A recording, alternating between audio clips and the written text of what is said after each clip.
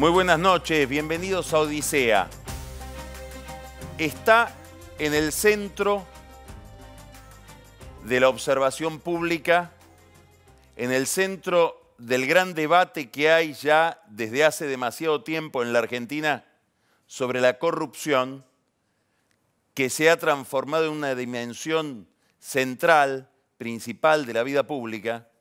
En el centro está quien fue el centro de un modelo, de una forma de administración del país estadocéntrico, que puso al Estado en el corazón de la operación pública. Julio De Vido, un personaje central del kirchnerismo, probablemente el funcionario, el dirigente más inteligente y más astuto de los que rodearon a Néstor y Cristina Kirchner. De Vido estuvo al frente de negocios importantísimos en los que el Estado tuvo muchísima participación precisamente porque el Estado kirchnerista fue un Estado intervencionista, sobre todo durante su primera fase, que terminó siendo estatista. Es decir, una intervención que pasó después por las estatizaciones. De Vido manejó las obras públicas, manejó el transporte, un área hipersubsidiada durante los 12 años de gobiernos kirchneristas, manejó el vínculo con Venezuela, sobre todo después de que fue apartado en el gran escándalo de la valija con $800.000 de Guido Antonini Wilson, Claudio Uberti, un personaje oscuro, también un engranaje principal del mundo de negocios de Kirchner, y manejó De Vido con mucha más dirección, con mucha más intervención personal, el mundo de la energía. Probablemente el tema más importante, si uno quiere ver desde la materialidad, si quiere ver desde la economía, toda esa década. Era un hombre muy ligado a Kirchner desde que llegó al gobierno provincial en la Patagonia, en Santa Cruz. Era muy obediente, probablemente tenía en muchos campos ideas mejores a las de Kirchner, en el plano tarifario, en lo que era la relación del Estado con las empresas. De Vido siempre quiso aumentar las tarifas, organizó una estatización de YPF distinta de la que terminó siendo con la apropiación del 25% de esa empresa por parte de la familia Eskenazi asociada a Néstor Kirchner, pero no se animaba a pelear por sus ideas porque tenía miedo. Le tenía miedo a Kirchner, le tenía miedo a su jefe, que no era su amigo, era su jefe y por momentos lo maltrataba. Dicen que hasta llegó a pegarle, como a Muñoz, aquel secretario enriquecido que murió hace poco tiempo y a quien Kirchner le aplicaba castigos físicos. De Vido conocía muy bien el mundo de Néstor Kirchner, lo había visto desde adentro como ministro de la Producción, a cargo de la vivienda en Santa Cruz, y a diferencia de otros kirchneristas, a diferencia de otras personas de los alrededores de ese líder, supo cuidarse. Organizó una arquitectura administrativa auxiliado por su esposa, Alessandra Minichelli, la hermana del que ahora está desde hace 7 meses prófugo por integrar una banda de contrabando, Claudio Minichelli, cuyo socio, un coreano, acaba de ser extraditado desde Corea del Sur. Alessandra Minichelli, la segunda mujer de De Vido tuvo un primer matrimonio, se separó. Esa separación le valió la condena de Cristina Kirchner, que es muy conservadora en cuestiones de pareja. Alessandra Minichelli fue una especie de ángel guardián jurídico de su esposo, que le enseñó cómo organizar el entramado administrativo, las decisiones jurídicas, para no quedar pegado con lo que ellos sabían era una maquinaria de negocios descontrolada de Néstor Kirchner y que Néstor Kirchner había puesto en manos de él. Detrás de Minichelli, un gran asesor, un conocedor como hay pocos de la maquinaria de los negocios estatales, José Roberto Dromi, el hombre que construyó las privatizaciones, que desarmó el Estado con Menem, fue el que ayudó a reconstruirlo y fue el gran baqueano que le enseñó a Devido cómo manejar negocios sin quedar pegado, tal vez quedando menos pegado que el propio Dromi, que ahora tiene que dar explicaciones por algunas salpicaduras del caso Lavallato.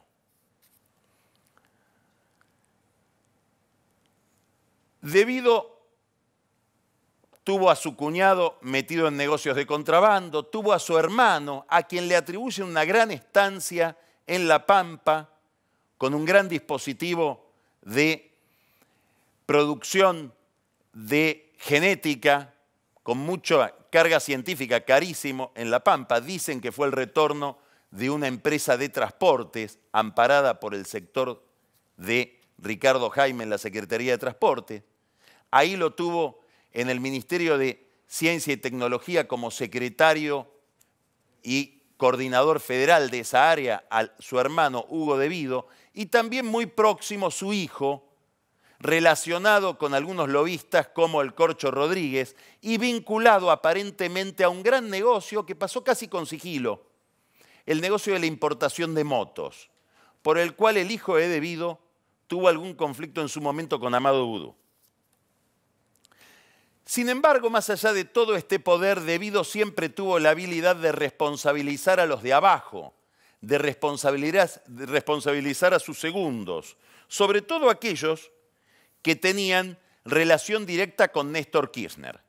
Ricardo Jaime, José López, aquel que tiró los 10 millones de dólares detrás del muro de un convento en General Rodríguez, Daniel Cameron, el secretario de Energía, que estaba pintado, pero firmaba. Terminó procesado antes que Devido. Esta fue la lógica con que él se protegió y que lo tiene hasta ahora más o menos blindado. Hay otra razón por la cual Devido está protegido, como suele decir Macri, y es que el silencio de Devido vale oro. ¿Por qué? Porque fue el hombre clave del contacto económico de Néstor Kirchner con buena parte del empresariado argentino. Muchos empresarios que hoy alaban al gobierno, que festejan a sus principales figuras, como por ejemplo María Eugenia Vidal, a la que agasajan, fueron hombres de interlocución permanente con Devido, que era el que repartía los negocios del kirchnerismo en ese sector de empresarios expertos en mercados regulados, como dijo Brufau alguna vez de Enrique Schienazzi. Pero no solamente Devido era el que repartía el juego en los negocios del Estado entre el empresariado, fue durante la etapa Kirchner el verdadero ministro del Interior del kirchnerismo. ¿Por qué? Porque manejaba la obra pública, negoció con gobernadores, armó ligas de intendentes, les inventó negocios. Y como dice siempre, nunca firmé nada. El que firmaba era el gobernador, el que firmaba era el intendente. Es bastante inexplicable la liga de intendentes con la que hoy Cristina Kirchner quiere salir a buscar una senaduría en el conurbano bonaerense sin ver detrás la figura de Devido, repartiendo negocios de obra pública, habilitando empresas que entraban y empresas que no entraban, y ganándose un cariño que hizo que, por ejemplo, en Castelli haya gente que tiene la dicha o la desgracia de vivir en un barrio que se llama Julio Devido. La misma relación de intimidad tuvo con el sindicalismo. Y esa relación iba desde Mr. Cloro, José Luis Lingeri, a quien le delegaron la administración a través de un funcionario que se llama Carlos Ben, de lo que fue Aguas Argentinas, después estatizada, AISA, ahora están dando explicaciones por los contratos con Odebrecht, hasta Hugo Moyano. Hugo Moyano tuvo la pretensión al comienzo de la gestión Kirchner de controlar el área de transporte a través de un hombre propio, que también se lo quiso poner a Macri, Guillermo López del Punta.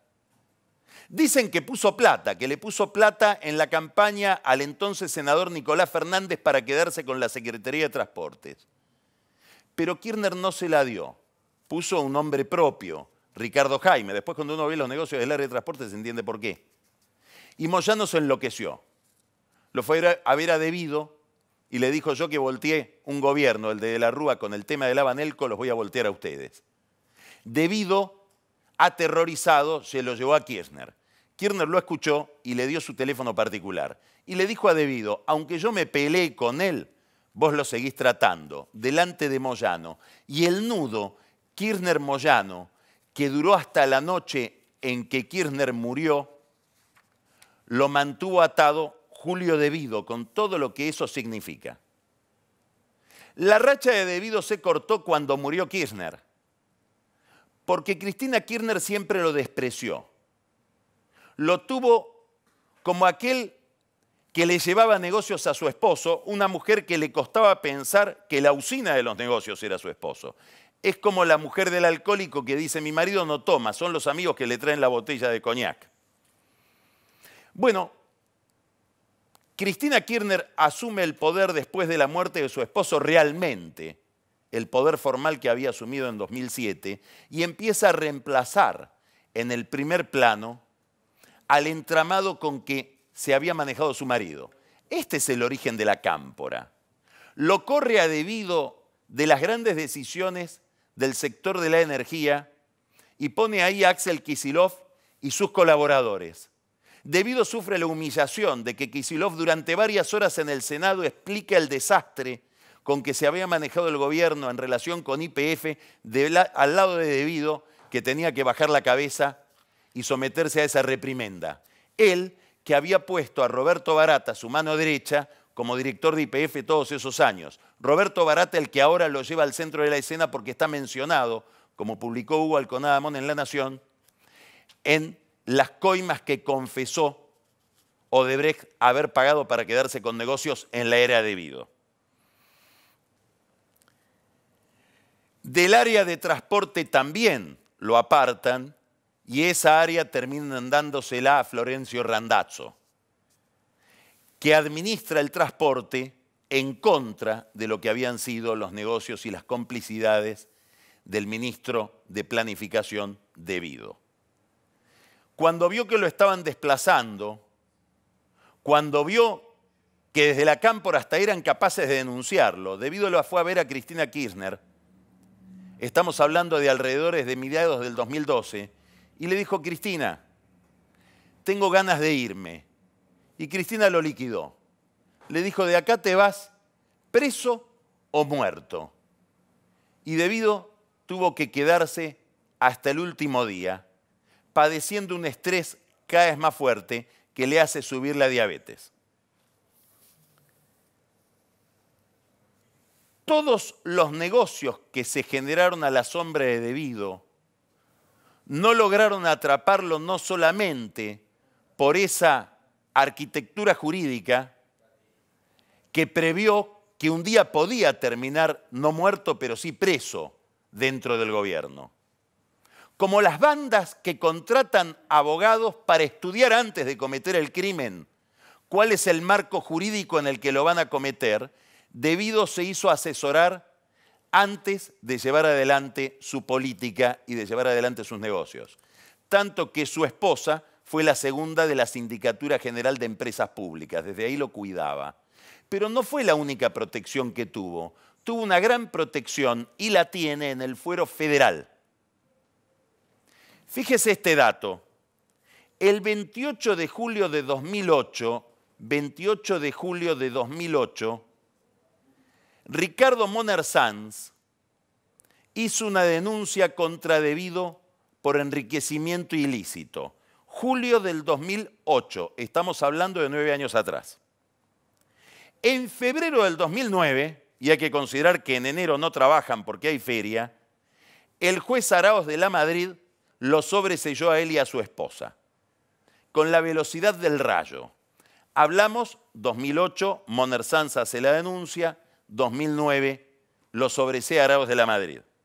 Empieza una larga cadena de protección sobredebido de la Sala 1 de la Cámara Federal que ratifica el sobreseimiento, jueces Fara, Freiler, ¿le suena? Otro denunciado por Moner Sanz, y el juez Ballestero. El fiscal Moldes tampoco apela. El fiscal de investigaciones administrativas intenta ir a la Cámara de Casación, le cortan la salida. Esto llega a la Corte, que en el año 2013 dice no, la Fiscalía de Investigaciones Administrativas tiene derecho a investigar. Se lo vuelve a sobreseer por segunda vez la misma sala, hasta que en el año 2015, cuando ya el kirchnerismo estaba frío, hacia la puerta de salida, la Cámara de Casación ordena que se reabra la investigación por enriquecimiento ilícito de Devido. Escuchen bien porque esto explica mucho, no solamente en el caso de Devido, explica mucho de la impunidad en la Argentina. Dijimos que Moner Sanz lo había denunciado en julio del 2008. El primer allanamiento, el juez Rodríguez, un juez muy ligado a un gran operador de la justicia kirchnerista, Javier Fernández, que ahora sigue siendo auditor en la auditoría íntimo de Devido, el juez Rodríguez realiza los primeros allanamientos en el año 2016, después de que lo autorizara el Congreso. De 2008 a 2016 el señor Devido no fue molestado. Más que eso, la justicia trabajó a favor de él para que no sea perturbado en su situación patrimonial.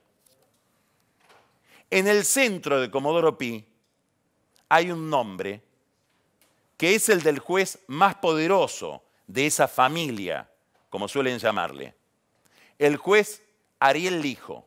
El hermano de Ariel Lijo, Alfredo Lijo, que fue un gran operador judicial, es como el otro yo del secretario privado de Devido, José María Olazagasti. Compartieron la vida todos estos años. Gracias al hermano del juez Lijo, Devido pudo zafar por un tiempo de lo que debe haber sido la peor tragedia durante toda su gestión, la de Once. Negociaron con el juez Bonadío que las penas terminaran en Jaime y Schiavi, dos subordinados. Los entregó. Tuvo que irse el kirchnerismo para que la Cámara le dijera, Bonadío, investíguelo también a Devido. Y finalmente Bonadío rompió aquel acuerdo con el hermano del juez Lijo y tuvo que investigarlo. Estamos hablando de una catástrofe con más de 50 muertos. Ahora quedó en el centro de todas las miradas Roberto Barata, un personaje oscuro, gris, que manejó para Devido los negocios de energía. Todo el empresariado que estuvo negocios con el Estado durante la época de Kirchner, los sindicalistas que se alinearon con esa presidencia, intendentes y gobernadores que hicieron negocios con Devido y se enriquecieron gracias al juego que repartía Devido, dependen del silencio de Devido. Ahora Devido depende del silencio de Barata, pero tal vez Barata no hable, porque en un país donde la justicia está corrompida, es más fácil seguir pagándole al juez que arrepentirse.